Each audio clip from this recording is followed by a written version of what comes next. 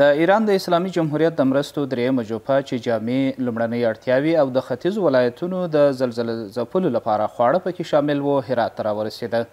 د ایران جنرال کنسول وایي چې دا بار 28 ټنه و او د ځمکې له لارې په لویدیځ زون کې د افغان سرې میاشتې ټولنې ته وسپارل سو. این محموله شامل در واقع البسه هستش، لوازم بهداشتی هست، خشکبار هست و برنج و بعضی از لوازمی که لوازم اولیه که برای زندگی لازم هست توی این محموله ها وجود داره.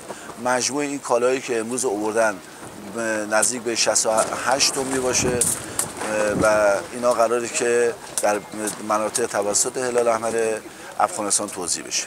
د ایران د سرې میاشتې ټولنې چارواکو په ختیځ ولایتونو کې د زلزلې له قربانیانو سره خواخوږي څرګنده کړه او ویل چې هیواد یې تل د افغانستان له خلکو سره دی.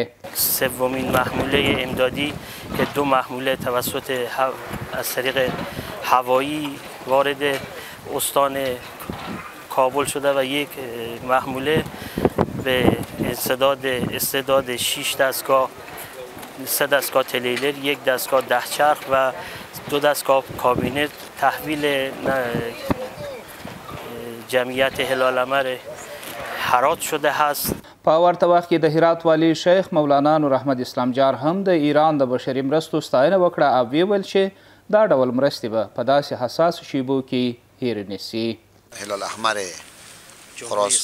خراسان رضوی و همکاران از همه تشکر میکنیم و برای همه خسته نباشید میگیم. واقعیت در لحظه مناسب همکاری های شما و سایر برادران ما شما در زون مشرقی رسید.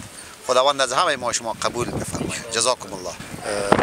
جمعیت هلال احمر جمهوری اسلامی ایران تشکری میکنیم و انشالله ما وعده میدیم که کمکایی که از طرف جمهوری اسلامی ایران و افغانستان آمده به طور شفاف به طور بسیار عادلانه و نقطه‌ای که مردم آسیب پذیر شده رسانیده میشه و مردم توزیع میگرده.